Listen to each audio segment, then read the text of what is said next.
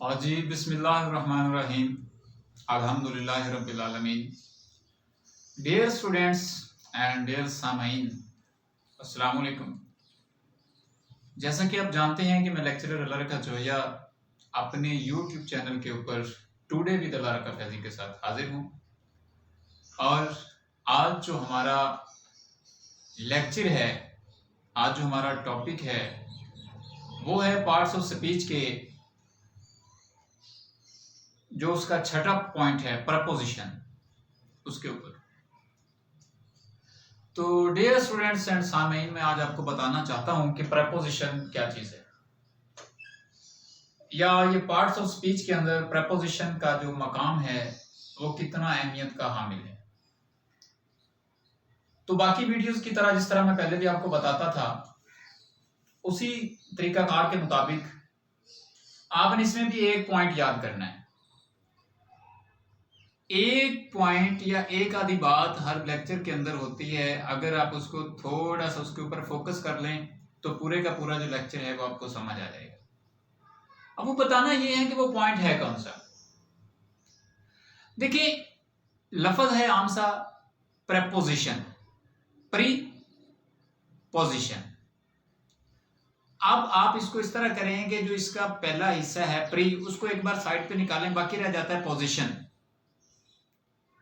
तो पोजीशन किसी भी चीज की जो उसकी क्वालिटी होती है, क्वांटिटी होती है, जो उसकी वैल्यू होती है ना, वो उसको पोजीशन कहते हैं।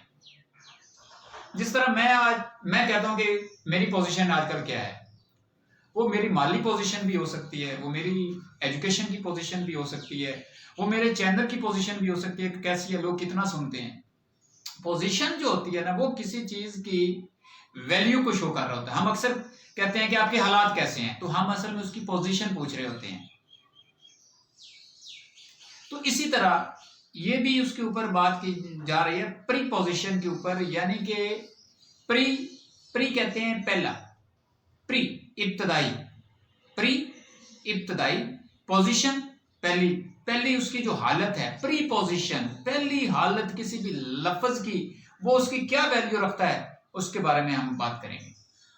तो मैं आपको पहले उर्दू में उर्दू के अंदर आपको बताता हूं कि इसमें जो है हम प्रीपोजिशन की जो तारीफ इंग्लिश में करेंगे, उसकी ट्रांसलेशन उर्दू के अंदर क्या होगी। तो एक ऐसा लफ्ज है, ये जो प्रीपोजिशन होता है, ये उर्दू के अंदर भी है। एक ऐसा लफ्ज है जो नाउन जिसको हम इसम कहते हैं, और उसके बाद प्रोनाउन जिसको हम इसम ज़मीर कहते हैं। ये एक ऐसा लफ्ज है जो एक नाउन या प्रोनाउन का किसी दूसरे नाउन या प्रोनाउन के साथ रिश्ता जोड़ता है या शो करता है कि एक नाउन का दूसरे प्रोनाउन या एक प्रोनाउन का दूसरे नाउन के साथ क्या रिश्ता है।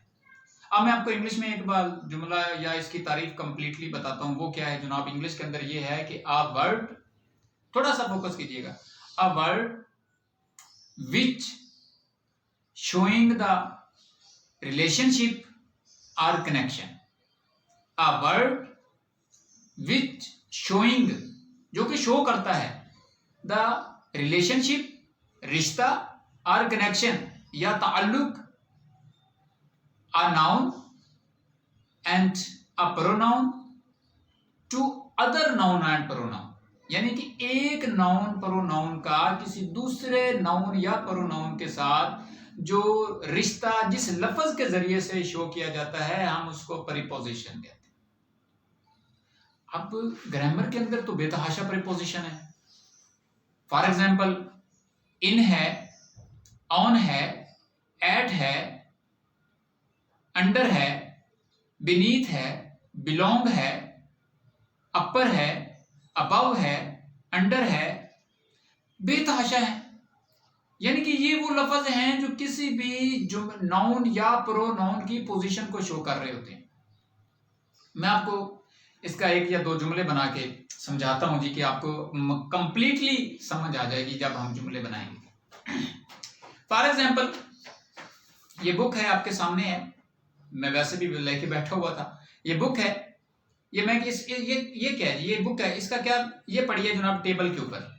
तो हम ये कहेंगे कि this book is on the table, ये किताब मेज के ऊपर है, this book on the table.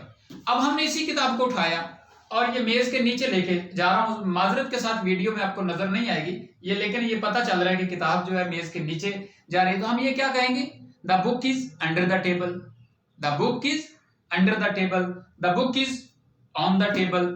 ठीक है, इसी तरह से आप द सैनिटाइजर बोतल is on the table, is on the book, under the table, under the book.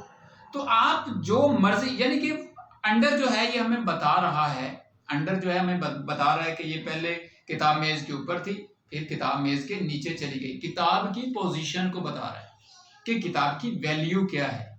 इस टाइम किताब की वैल्यू ये है कि ये मेज के ऊपर पड़ी है, उसके बाद इस किताब की वैल्यू ये है कि ये मेज के नीचे चली गई है।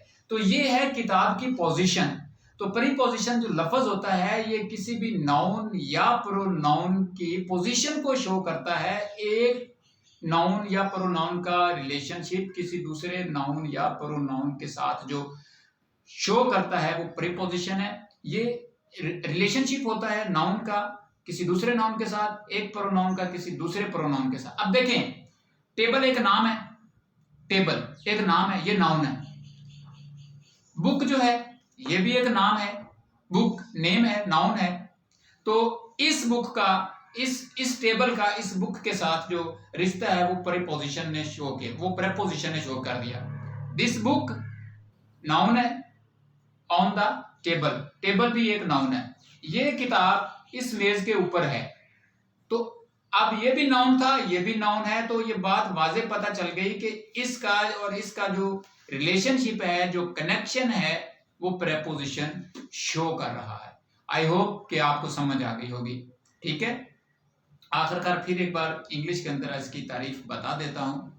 A word which showing the relationship और कनेक्शन टू अ नाउन और pronoun with other noun and pronoun. एक प्रोनाउन या एक नाउन या प्रोनाउन से किसी दूसरे नाउन या प्रोनाउन के साथ जो लफ्ज शो करता है रिलेशनशिप को, वो प्रीपोजिशन होता है। जी।